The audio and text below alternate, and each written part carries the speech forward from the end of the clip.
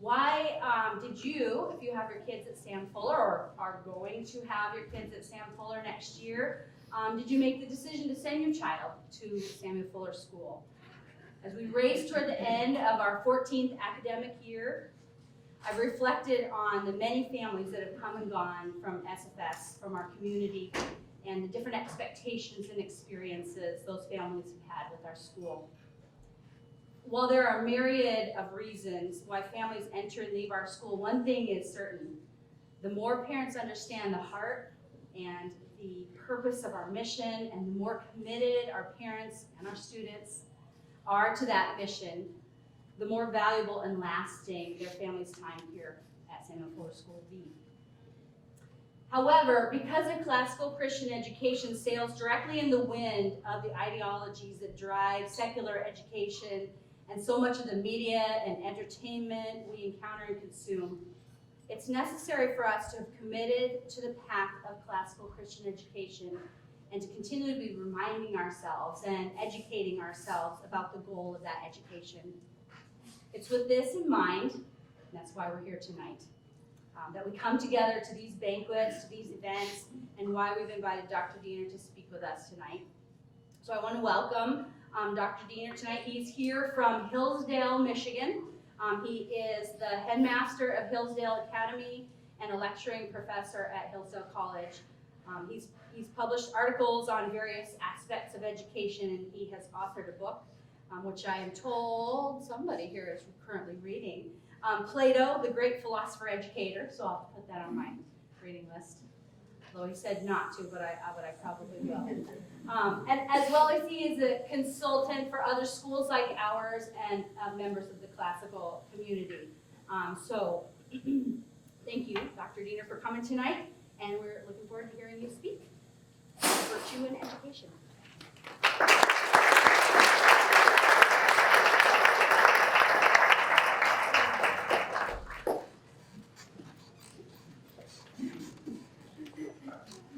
Thank you so much for having me here this evening. It's an absolute pleasure and honor to be here.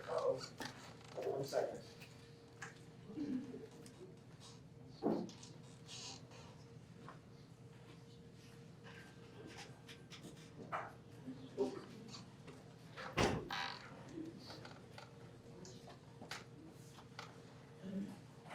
Okay, there we go.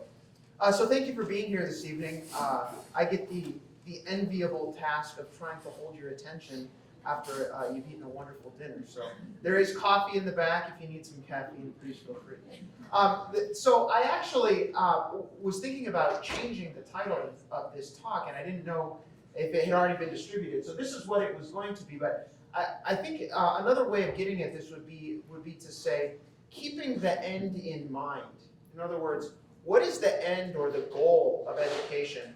And tonight, what I'd like to talk with you about is a little bit about the cultivation of virtue as the telos or the goal of education. So before we really dig into this topic, I want to lay out a couple of definitions and kind of explain what I'm talking about, and then I'll explain kind of the steps that we're going to go through tonight, and then proceed, right?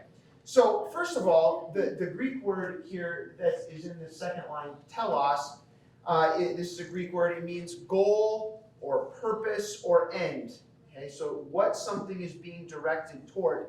Neil Postman wrote a book called The End of Education, which is a double entendre play on words. His point is, if education doesn't have a goal toward which it is striving, it will come to an end.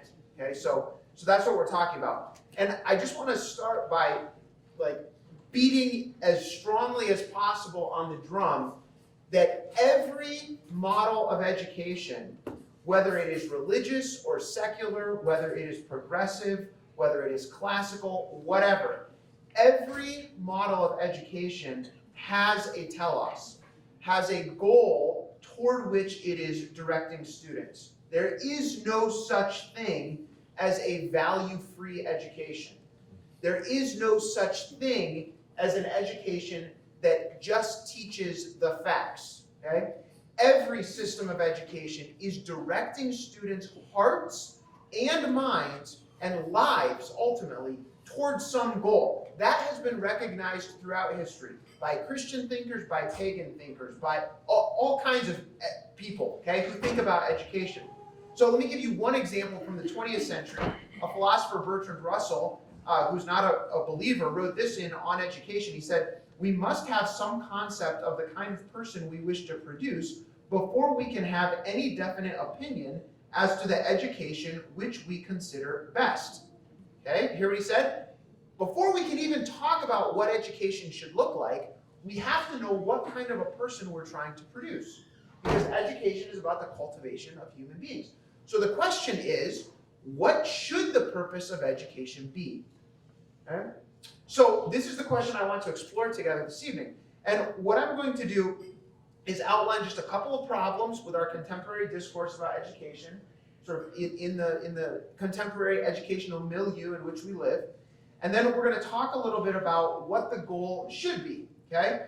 We're going to talk about virtue as the central telos, or goal of education. And we're going to start with the ancient Greek philosopher Plato and look a little bit at what Plato said about what education should be.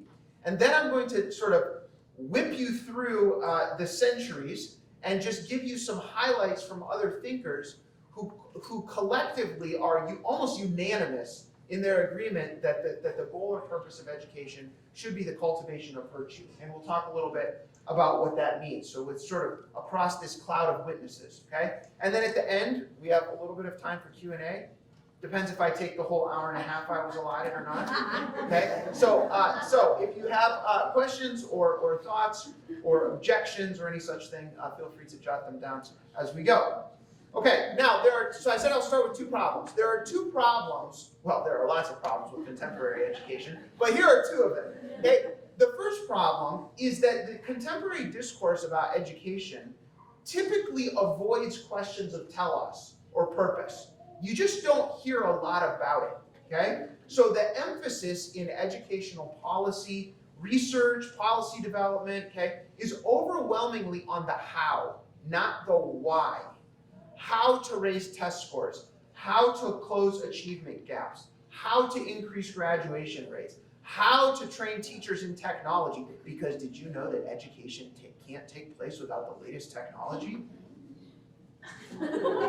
Like for thousands of years, I don't know how any human being has been educated without like one-to-one Chromebooks. I mean, how can you do it? Don't get me on that so etc. These are all how questions. How to improve educational equity. How.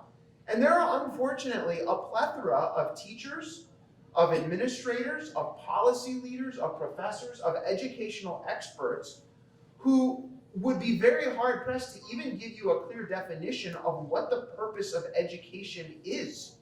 Okay? Everything that they think and talk about is about how. Neil Postman writes this in one point. He says, "There was a time when educators became famous for providing reasons for learning. Now they become famous for inventing a method." Okay? Now, the tragic thing about this is that as a society, it means we're working really hard to make sure that our educational train is running efficiently without seriously thinking about where it's going.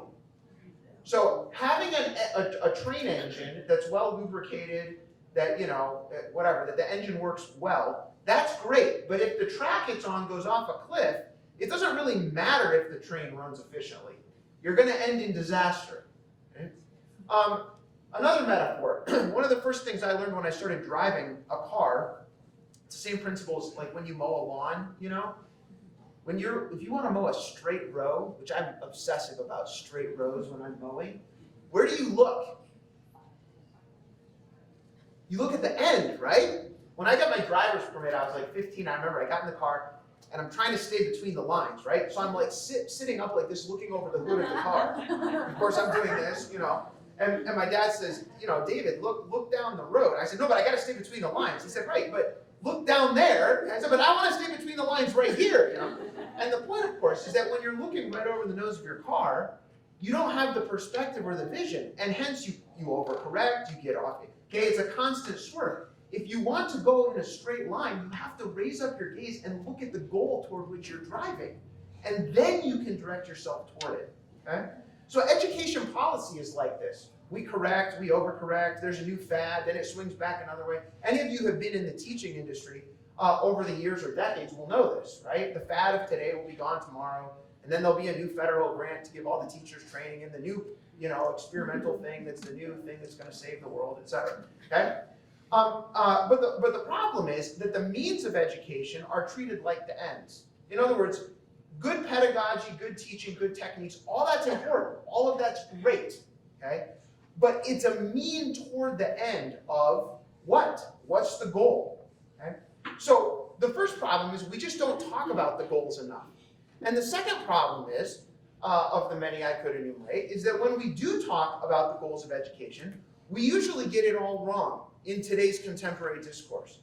Okay, so in the 21st century, many people just simply assume that the primary purpose of education, maybe its only purpose, is to equip students with the knowledge and technical skills they will need to go out into the world and be successful, right? And what does be successful mean?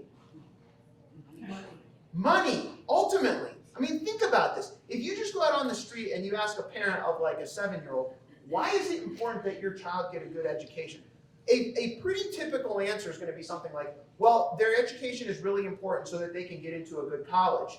You say, well, why is getting into a good college important? Who cares? You say, oh, well, that's really important, you goofball, because if they don't go to a good college, they won't be able to get a job. You say, well, why is getting a job that important? Like, are you dense? Of course you have to get a job, or else how are you going to have a white picket fence and a nice car in your driveway? Okay? And the way that our society thinks about education, often, ultimately, the goals toward which it's directed are financial comfort. Okay? Now, there's nothing wrong with financial comfort per se, of course, okay? But that is a means toward an end, not an end in and of itself. So I love to ask, at prospective parent open houses, the parents of a 5-year-old, what do you want for your child? What do you want little Johnny or Susie to be in 18 years, or 20 years, or 12 years when they graduate from this school, or in 40 years, right? And most parents, anybody have like a 4 to 6-year-old in here? Okay? Most of you, I would wager, if you disagree, you can raise that in the objection portion later. Most of you aren't going to say, as a mom and dad, my ultimate goal for my child is that he have a BMW and at least a 6-figure income. Like, that's not our goal. We want more for our kids. There's nothing wrong with those things. But we want them to live lives of service and love. We want them to be happily married and be a good parent. We want them to be a contributing member of their church and be serving God well and loving those around them and serving their community. And the list could go on and on. Hey, those are the things we care about. So take a look at this quote. This is from 1944. Sir Richard Livingston, in the 1944 Reed Lecture, summed up an approach to education that I think still rings true today. He said this: "It is characteristic of today that when we discuss which subjects should be studied or which languages should be learned, the first consideration is nearly always utility. We ask what is most useful for the machine, not what is most likely to make a good human being. At times, the right model for our education seems to be propter vitam vivendi perdere causas." Do you guys use ecclesiastical or classical pronunciation? Okay. That's very classical, and I'm proud of you. I will just point out that, saying vidi, vidi, vici sounds very, lawyer-esque and manly, and saying vidi, vidi, vici just doesn't quite have the ring, but that's fine. Okay. So, propter vitam vivendi, okay. Which means, for the sake of livelihood, to lose what makes life worth living. Think about that. If you're pursuing a livelihood as the ultimate goal of education, you lose sight of what actually makes life worth living.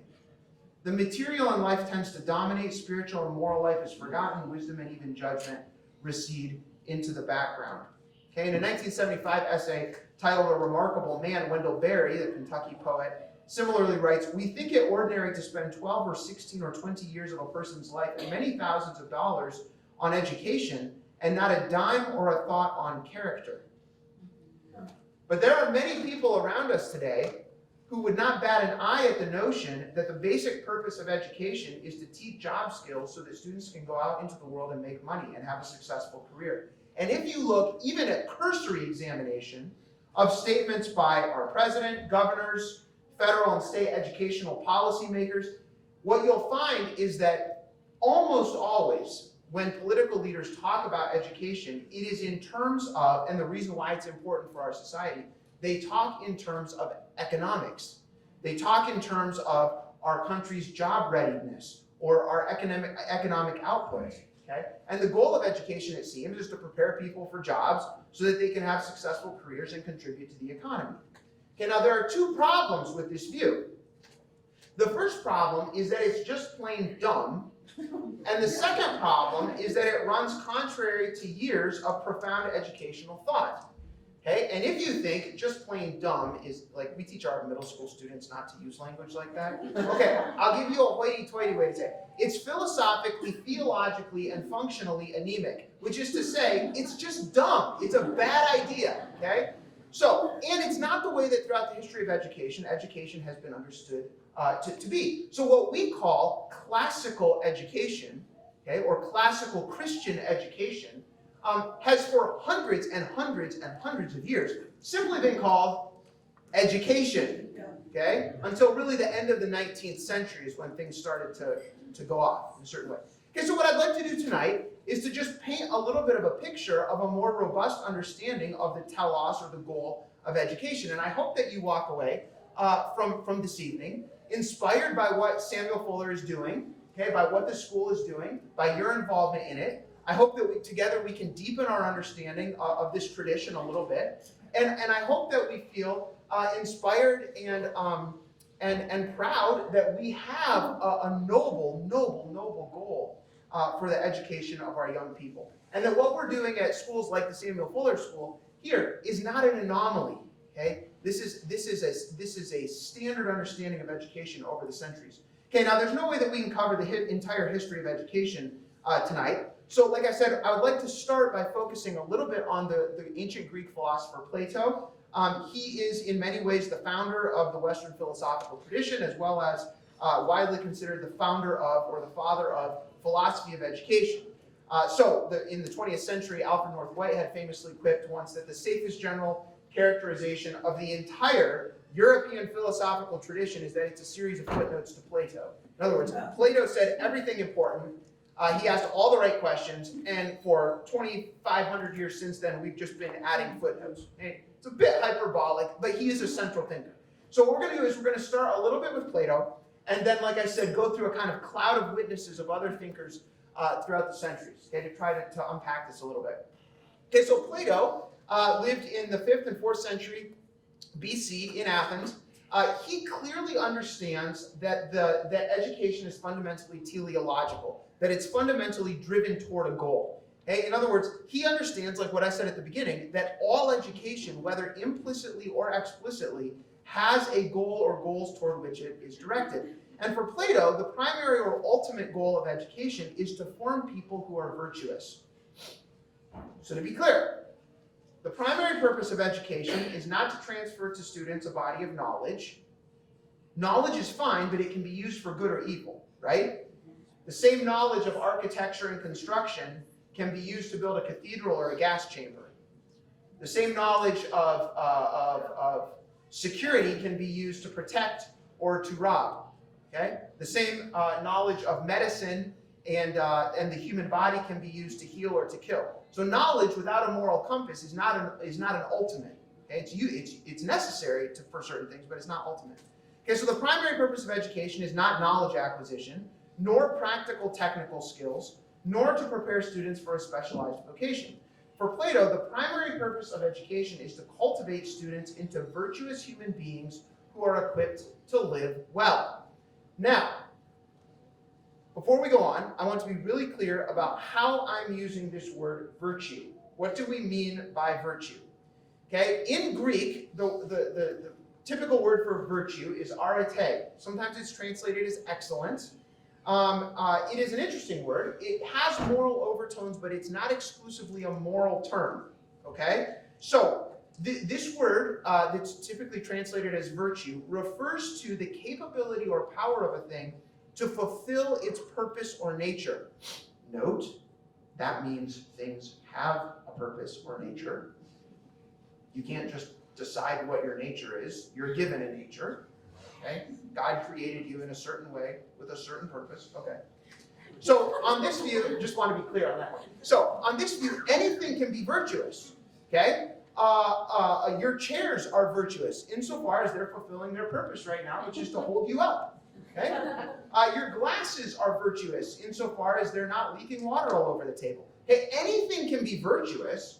So it's not just a moral term. Okay? It's broader than that. So a cow is virtuous insofar as it produces milk. Okay? Etc. So consider, for example, this passage. This is in Aristotle's Nicomachean Ethics, where he uses this word to explain what he means by virtue. He says, every virtue causes its possessors to be in a good state and to perform their function well. The virtue of the eyes, for instance, makes the eyes and their functioning excellent, because it makes us see well. Similarly, the virtue of a horse makes the horse excellent, and thereby good at galloping, at carrying its rider, and at standing steady in the face of the enemy. If this is true in every case, the virtue of a human being will likewise be the state that makes a human being good and makes him perform his function well. Okay? Now, what is the answer to the first question of the Westminster Catechism?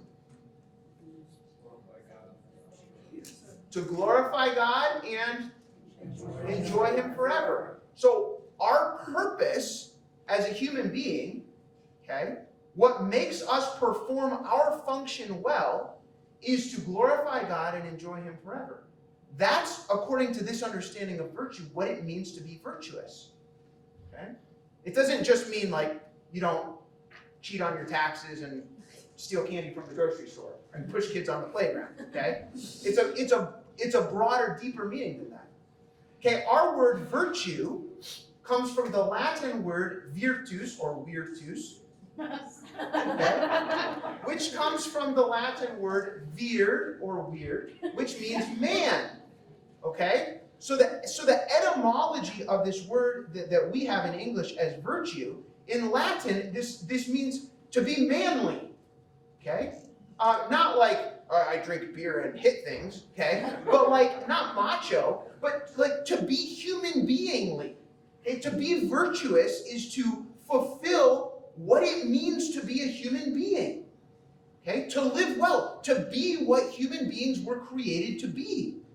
So Joseph Pieper claims in his preface to the Four Cardinal Virtues, he says that the Four Cardinal Virtues enable man to attain the furthest potentialities of his nature. Okay, so within the tradition, the four cardinal virtues are prudence and justice and courage or fortitude and temperance, and the three theological virtues are faith, hope, and love or charity, right? And those seven virtues appear all throughout this tradition. Okay, around, if you go to Florence, Giotto's bell tower by the Duomo, right, there are figures of all of those seven virtues around the reliefs around the tower, for example. Okay. Okay, so Pieper further explains, and he wrote a book on faith, hope, and love also, and he says, virtue is not the tame respectability and uprightness of the Philistine. Again, don't cheat on your taxes, don't beat your kids, that kind of thing. But the enhancement of the human person in a way befitting his nature. Virtue is the ultimum potentiae, the most a man can be. It is the realization of man's potentiality for being. Virtue is the perfecting of man for an activity by which he achieves his beatitude. Okay?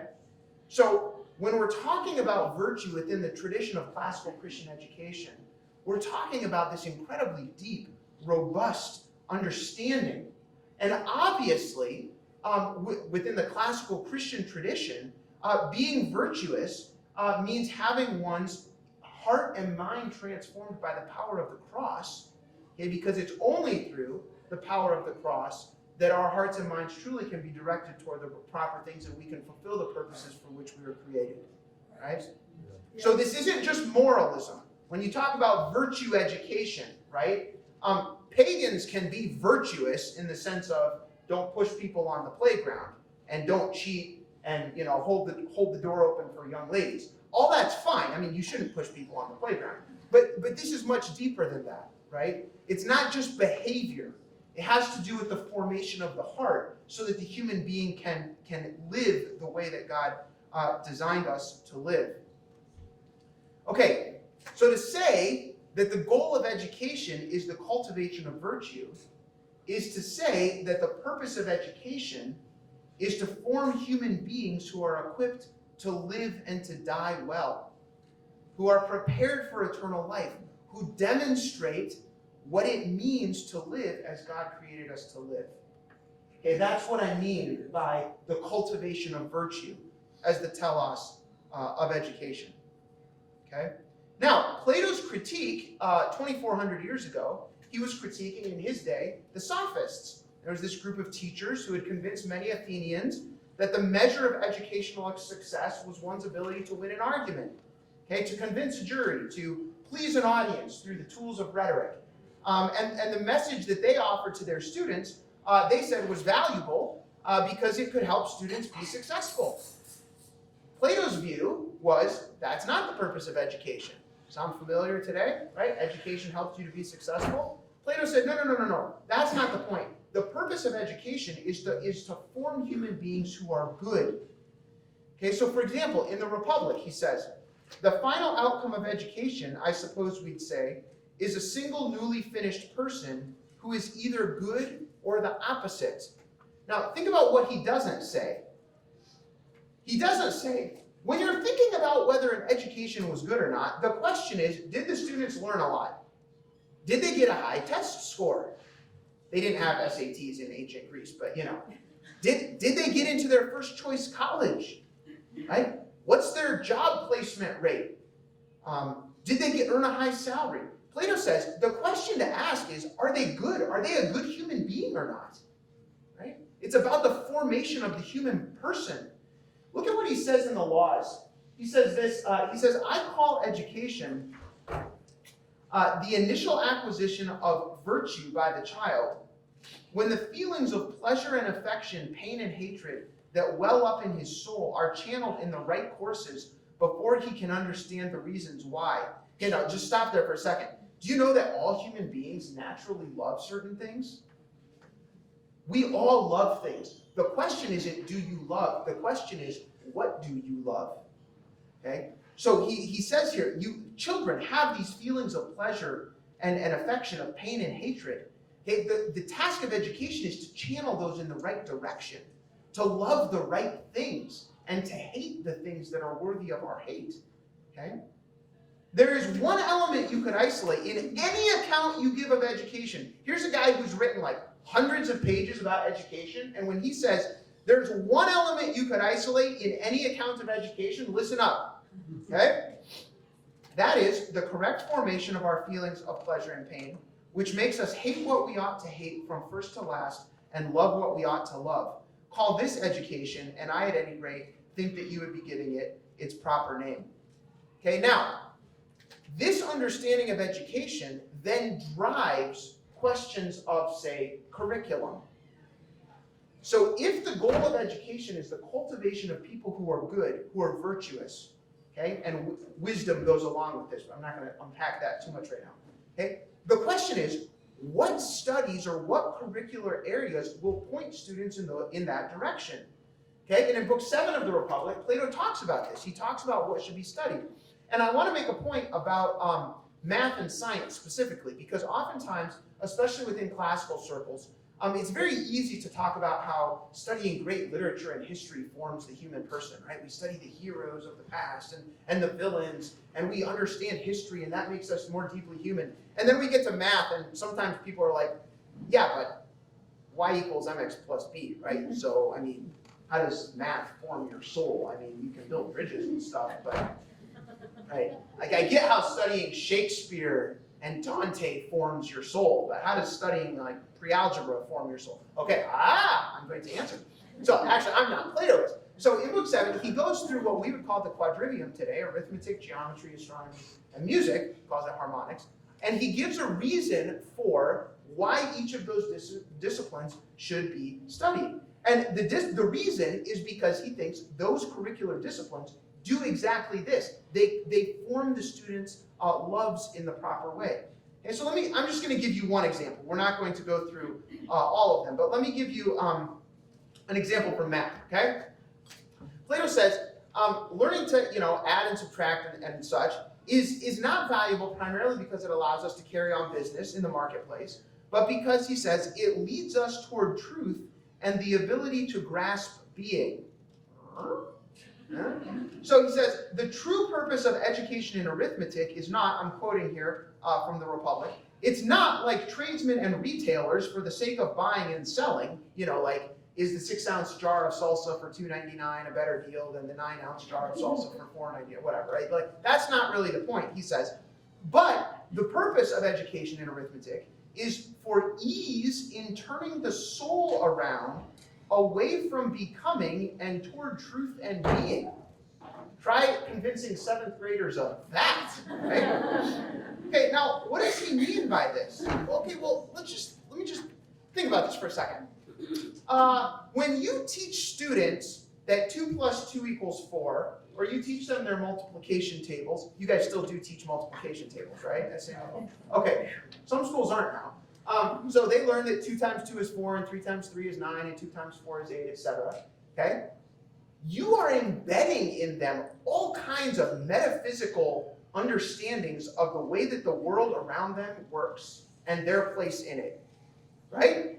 They are learning that the world is an ordered place with structured relationships. They are learning that whatever they happen to think or feel about that world, no one cares. That's the way it is. Okay? They are learning to understand that if they want to be successful in this world, they had better learn the way the world is and conform themselves to it. Okay? Not expect the world out there to orient itself around them. Right. Now, that's really important. Right? That's what Plato says, right? It turns the soul around from becoming toward truth and being, toward those things that don't change. Okay? Let me give you one more example. I just can't help myself. Think about something like the square root of 2. What is the square root of 2 equal to? Anybody know? 1.14. Approximately. Okay? Yeah, what's the problem? Say, well, I didn't let you finish. Well, should I let you finish? Why not? You can't finish. It's an irrational number.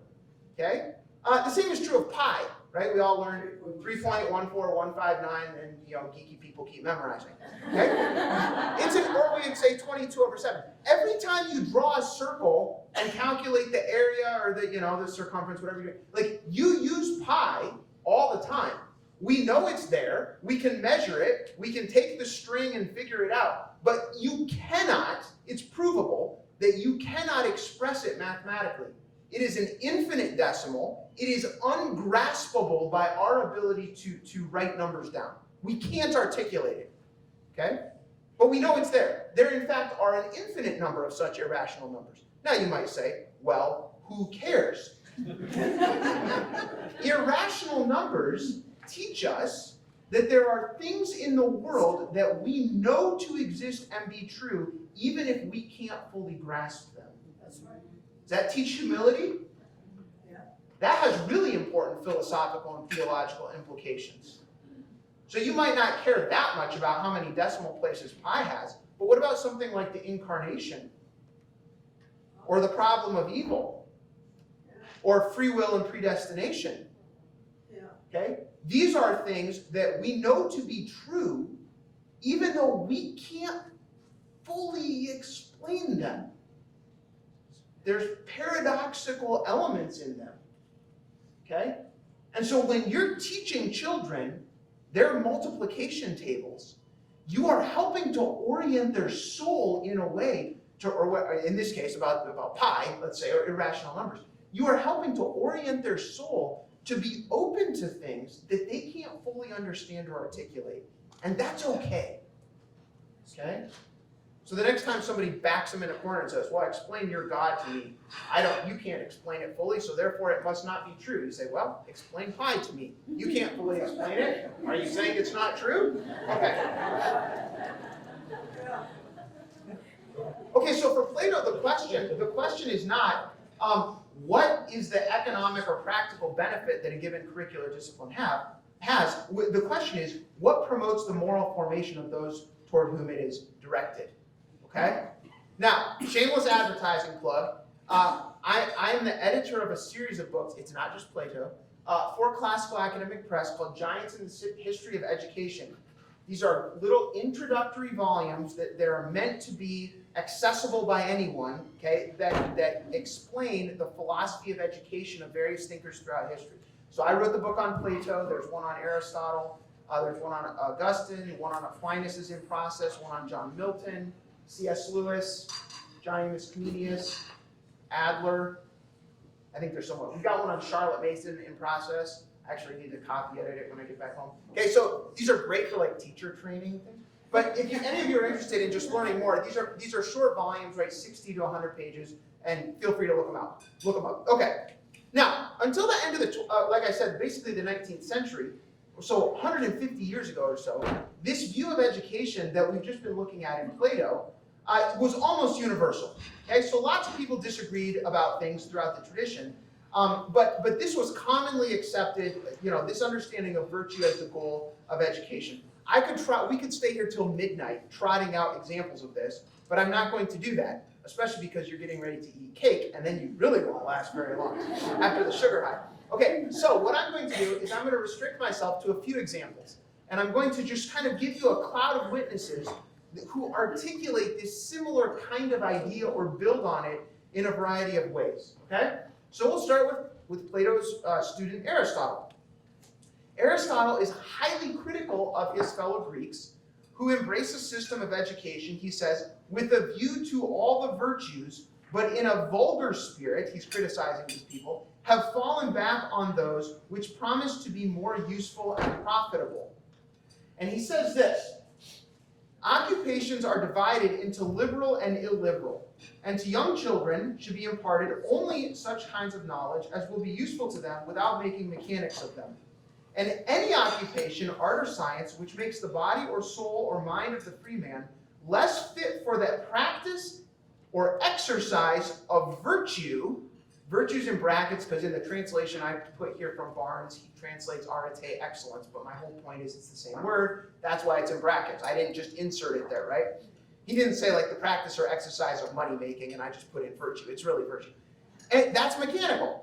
Wherefore we call those arts mechanical, which tend to deform the body, and likewise all paid employments, for they absorb and degrade the mind. The object also which a man sets before him makes a great difference. If he does or learns anything for his own sake, or for the sake of his friends, or with a view to virtue, the action will not appear illiberal. Okay, so note that what Aristotle is not saying here that learning mechanical arts is necessarily worthless. Okay? What he is saying is that the reason why you learn something is of utmost importance in determining its value. So lots of areas of study can be both practically useful and intrinsically good. Okay, the question is why you're learning it. Are you learning it with a view toward virtue or merely as a means to an end? Okay, the Roman philosopher and orator Cicero wrote this. He's talking about men. When he talks about all these Roman heroes, okay, I'm not going to read the whole thing. He talks about, Africanus, Gaius Laelius, Lucius Furius, virtuous and moderate men, Marcus Cato the Elder, all these guys. Look at the last couple lines. And all these men, if they had been to derive no assistance from literature in the cultivation and practice of virtue, would never have applied themselves to the study of it. In other words, Cicero is saying, look at all these great heroes of Rome. Why would they spend so much time studying literature? Because they just like pretty stories at night on their pillow before they go to bed, right? Because fighting battles all day is really stressful and they just need to read some pop fiction? Like, why are they studying literature? He says, because they believed it would help them become virtuous. If they hadn't believed that, they wouldn't have studied it. Okay? We're going to skip way forward to the 14th, 15th century Italian Renaissance. This is from a 1404 work. He says, "We call those studies liberal which are worthy of a free man, those studies by which we attain and practice virtue and wisdom. That education which calls forth, trains, and develops those highest gifts of body and mind, which ennoble men, and which are rightly judged to rank next in dignity to virtue only." Okay? So a liberal education doesn't mean you're going to vote Democrat. It means it frees you to be a human being. Okay? It frees you, it liberates you to live a life of virtue, a life that God designed for you to live. Okay? Which, as we said earlier, is to glorify God. Soli Deo Gloria. Just up the street here, some of you may know, the founders of Harvard College. That was a horrible accent, I'm sorry. I grew up in the Midwest. Though I did grow up listening to Car Talk, which is the best show ever. And the first time I was in Boston, I was so happy when I went and saw in Boston Square, the window with Dewey, Cheatham, and Howe attorneys. And if there's actually, they're on a window. I was like, I know that from Car Talk. That's great. So, right, in a 1643 pamphlet, the founders of Harvard College expressed the mission of the college thus. They said, "Let every student be plainly instructed and earnestly pressed to consider well that the main end, goal, purpose, telos, the main goal, purpose, end of his life and studies is to know God and Jesus Christ, which is eternal life," John 17:3, "and therefore to lay Christ at the bottom as the only foundation of all sound knowledge and learning." Okay?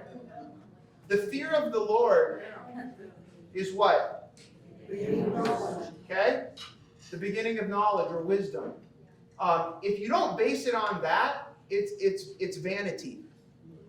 So, like Plato and the other thinkers throughout this tradition, the founders of Harvard College recognized that education is fundamentally teleological, and that the end toward which it ought to be directed is one that's intrinsically moral in nature. Okay? Lay Jesus Christ at the bottom as the only foundation of all sound learning. Okay? The main end of academic study, they say, is to know God and Jesus Christ. A little bit different than what they might say today, right? Unfortunately. John Locke, 17th century British philosopher, wrote this in 1693. He's talking about parents, and he says, look, assuming that parents have any, care about their children's education. Does anybody in here, you're a parent, you don't care about your children's education? Okay, good. So you're in Locke's crowd. He says, assuming that parents care anything, right? He says, I think that what they'll desire is contained, I suppose, in these four things. Virtue, wisdom, reading, and learning.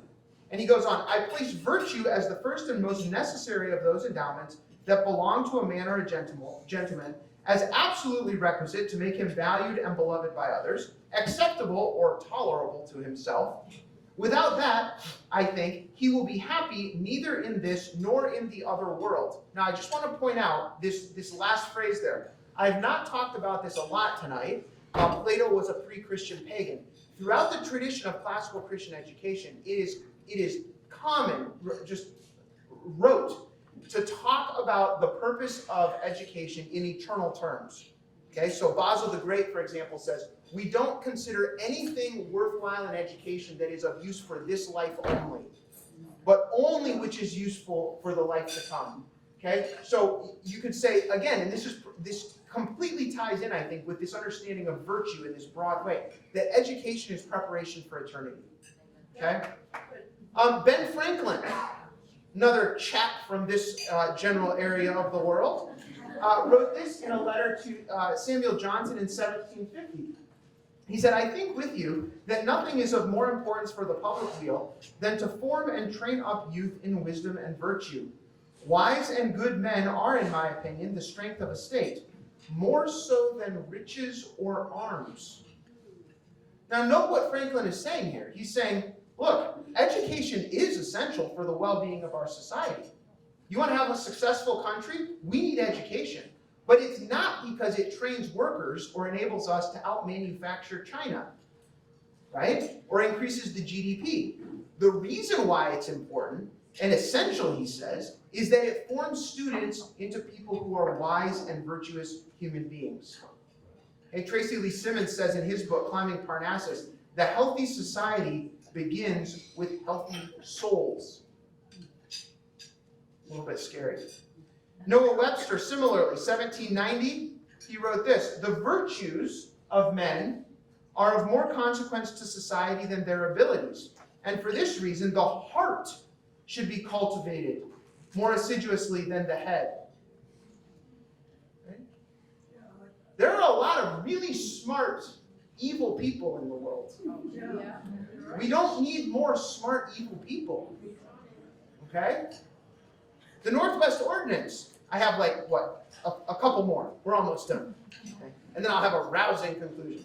The Northwest Ordinance, this is right about this time, 1787, right after the Revolutionary War. This is the act by which the government gave its official support for the development of schools. Okay, and here's the justification for it.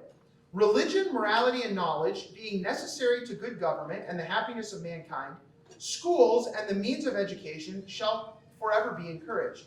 Okay, again, note what the government's assumption here is in 1787. The assumption is that the goal of education is not merely acquisition of knowledge, it's the religious and moral formation of human beings. Okay, according to this claim made by the United States government about the establishment of publicly funded schools, okay, what is the consequence if religion or morality is taken out of education? Trouble. Okay, I know you got your students learn a little bit of logic.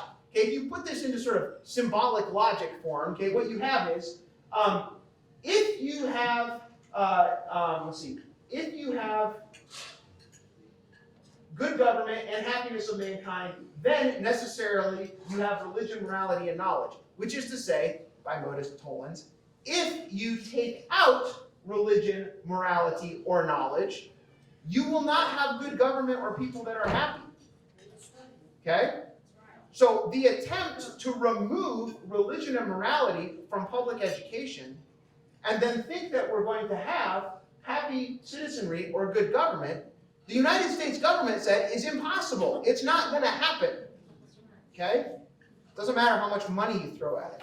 John Henry Newman, another great educational thinker of the 19th century, he says that education implies an action upon our mental nature and the formation of a character.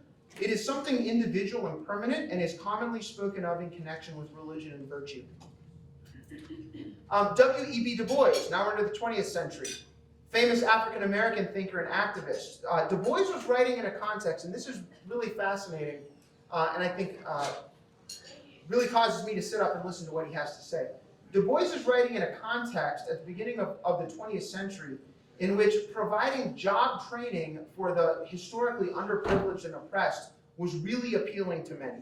Okay, we need to teach practical job skills so that people who haven't had education in the past can enter society and earn a wage and cast off the economic chains, as well as the literal ones. But Du Bois argues, he says, that's just another form of dehumanizing slavery. That's a strong claim. Now, look at what he says in 1903. He says, if we make money the object of man training, we shall develop money makers, but not necessarily men. If we make technical skill the object of education, we may possess artisans, but not in nature men. Men we shall have only as we make manhood the object of the work in schools, by which he means intelligence, broad sympathy, knowledge of the world that was and is, and of the relation to men to it. This is the curriculum of that higher education, which must underlie true life. Now, think back to the Livingston quote I read you at the beginning. Du Bois says, on this foundation we may build breadwinning, skill of hand, and quickness of brain. That's all good. We want people to earn a living. But never a fear lest the child and the man mistake the means of living for the object of life. Right? There's nothing wrong with earning a living, but that's not the ultimate goal. And if you make it the ultimate goal, you're selling yourself short. Okay, Du Bois goes on in The Talented Tenth, he says, I insist that the object of all true education is not to make men carpenters, it is to make carpenters men. Okay? Alfred North Whitehead, famous 20th century British mathematician and philosopher, in a 1929 essay, again, this is an atheist. Okay? He says, technical education and its relation, he says, the art of education is never easy. It is the training of souls in this essay, technical education and its relation to science and literature. Okay, Arthur Holmes, two more. No, this is the last one actually. Arthur Holmes, in 1975, wrote The Idea of a Christian College. He says, the question to ask about an education is not what can I do with it, but rather what is it doing to me as a person? Now, think about if, Samuel Fuller is getting ready to celebrate its first graduating senior, right? What does it look like if graduating seniors think about where they should go to college, not in terms of what they can do with the education they get there, but in terms of what the education there will do to them? So the question is, if I go to your college, what kind of a person will I be in 4 years? Okay? Or the question that parents may want to ask, if you think about sending your children to the Samuel Fuller School, is what kind of a person will my child be in 5 years or 10 years or whatever age they are? Okay? That's the question. Holmes says education has to do with the making of persons, Christian education with the making of Christian persons. Okay? I could go on giving examples like this all night long, but I'm not going to because I want to eat my cake. Did you eat my cake yet? Okay, good. Okay. So the point I want to make here is that this understanding of virtue as central in the purpose of education is not a historical anomaly. Okay? If you look throughout the tradition, this is the standard way that education is talked about. In contemporary society, we try to completely secularize education, but almost no thinker in the history of education would have agreed with this or thought that it was possible. Okay? So schools, classical Christian schools, like the Samuel Fuller School, are not the weird experiment. Okay? You guys are not the weirdo niche people doing some kind of weird classical Christian thing. This is the standard, central, what everyone throughout history has understood education to be, school. They're all the weirdos. Now, that's a little bit of rhetorical flourish, but you get my point, okay? What we see around us in our educational system is the novel experiment that's only been going for 100 to 150 years. And in case you haven't noticed, it ain't going so well, okay? What you're a part of, okay, at a school like this, in classical Christian education, you are a part and a continuation of an educational legacy that stretches back for over 2 millennia, and arguably even way further back in the Hebrew tradition, okay, that led into the Christian tradition, obviously. Okay, so throughout history, education has almost never been thought to be a solely secular enterprise, but rather one that's intimately connected to the development of morality and virtue in its students. So I guess I'd close by saying, why do you care about this school or about classical Christian education? What is it that you value here? I hope that it's because of the way that it forms your children, okay, or your grandchildren, or your students, for those of you who are teachers. Okay, and I'll go off script here for a second as I close.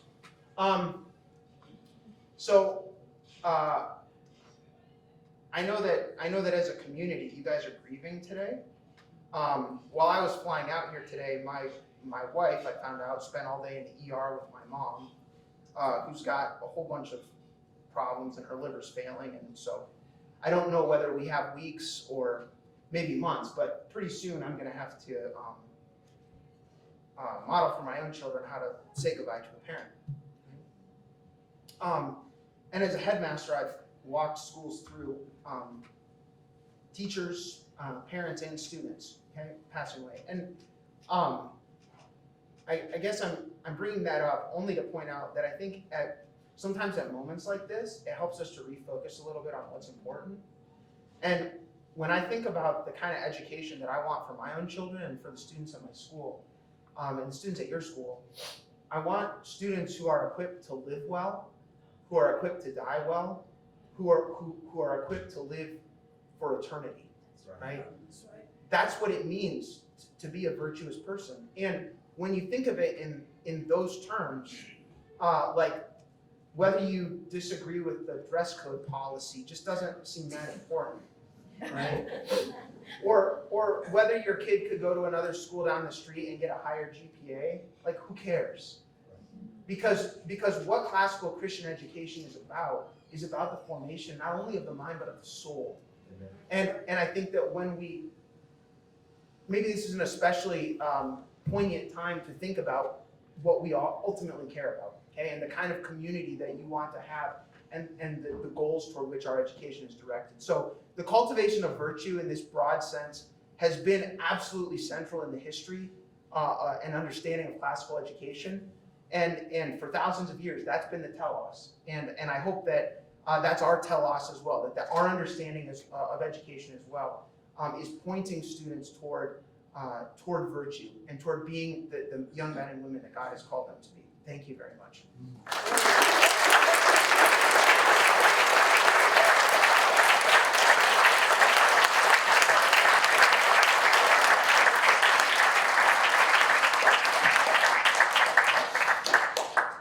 Okay, take a few minutes. If anyone has questions or comments. Yes, sir. You mentioned the classics a lot. I mean, how much should the classics be incorporated into the curriculum, in your opinion? How much should what do you mean by the The classics? classics you mentioned tonight. It's like some of these thinkers? Yeah. So I would say it depends on the age. That sounds like a loaded question, but I don't know what you're really trying to. So here, let me offer a couple thoughts. One would be just because they're old and dead doesn't mean they're worth reading. Okay, old dead people had a lot of bad ideas. So the point of classical education is not just to read old dead people. Okay. However, what we're a part of here is a tradition where for hundreds and thousands of years, human beings have been wrestling with the deepest questions and about the nature of reality and God and the human condition and what it means to live well. Okay, and so what we want to do in a classical Christian education is to call the best of those to help our own students form their understandings. So what we've done, so I'll contrast that with two alternatives. What many Christian schools do today, excuse me, that aren't classical, is they basically have a progressive, education with a Bible class or a chapel tacked on. But it's not really pervasively Christian. I mean, in other words, the students, yeah, they go to chapel or they memorize a Bible verse, but the worldview that's being inculcated through the curricula that is used or through the way that they're taught is not this holistic understanding of reality and the human being and giving glory to God through the interconnectedness of the discipline and this robust understanding, okay? On the other hand, what we're doing in much of our public education, and I have great respect for people who are in public education. I don't in any way mean to denigrate this. My parents were both public school teachers and private school teachers also, but what's happening increasingly so is that we are stripping out any understanding of the historical narrative. Okay, so we're not only are we not learning from history, we're redacting or erasing it.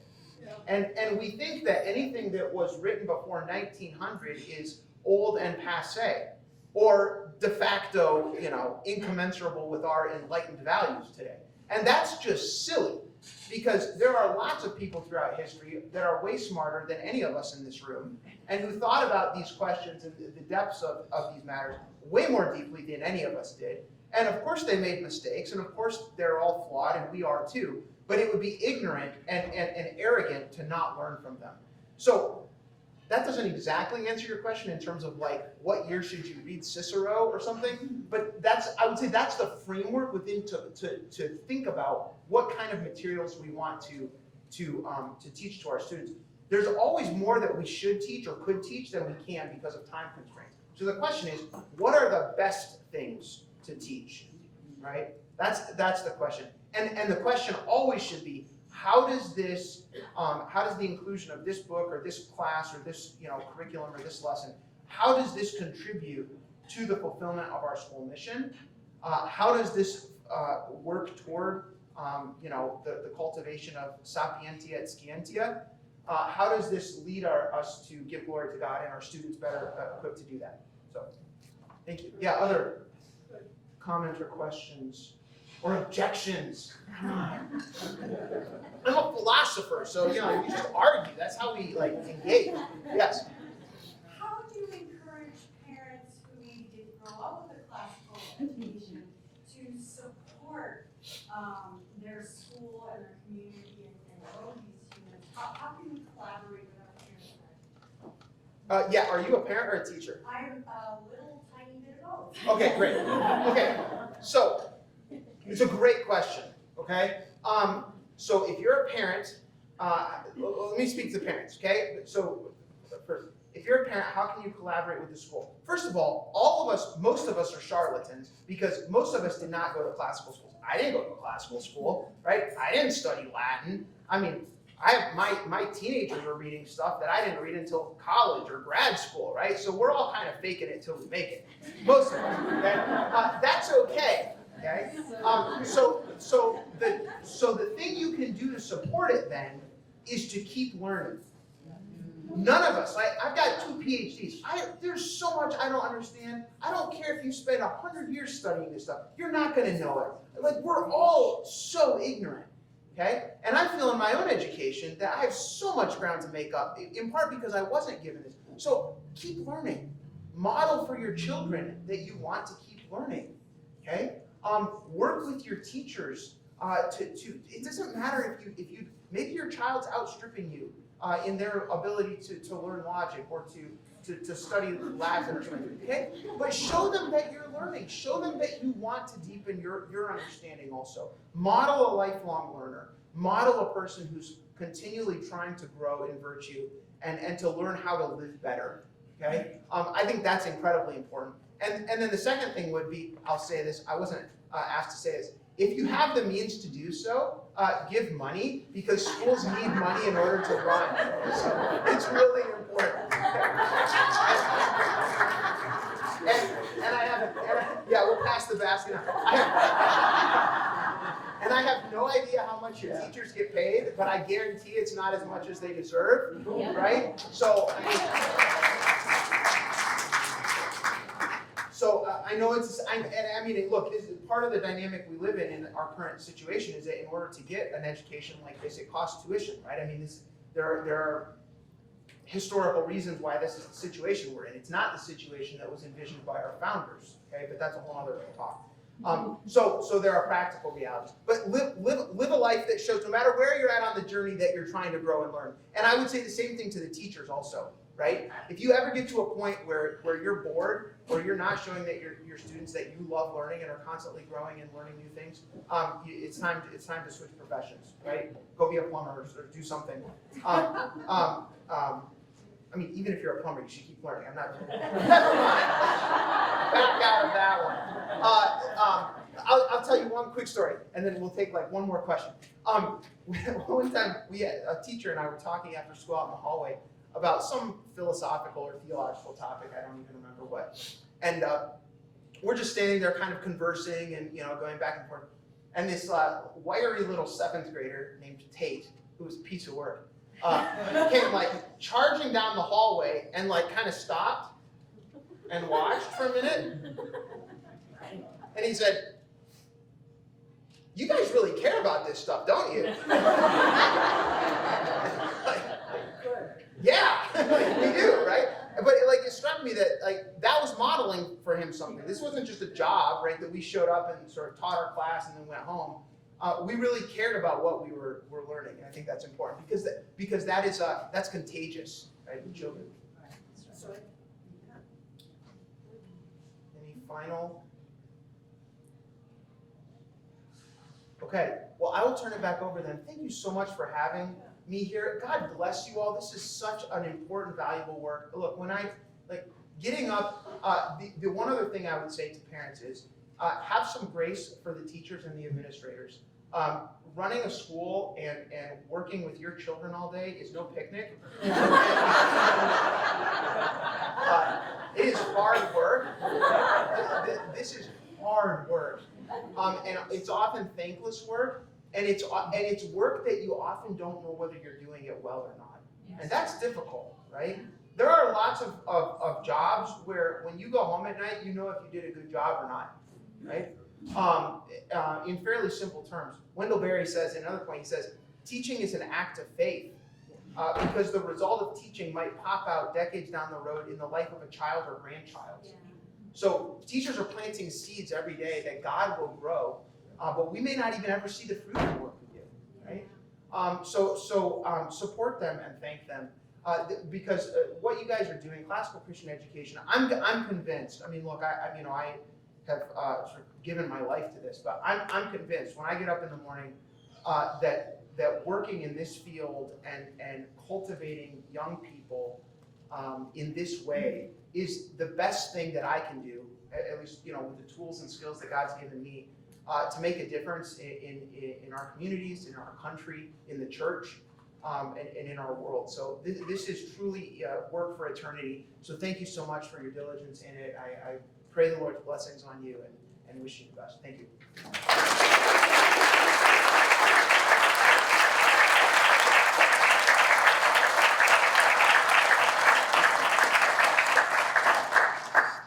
Thank you for that. That was really wonderful. And I'm really looking forward to our teacher development tomorrow with Dr. Newman. Excited. Now he can eat his cake. And I think we can hang out and fellowship together until they kick us out. So don't forget about these golf tournament. Okay, we need lots of help. So please, we got people here that are willing to take your name down. So thank you all so much for coming. It really has been a wonderful night and awesome to see you all. And that's all I have. Thank Do you have anything else, Father? Tammy? Nope. All right, we're good to go.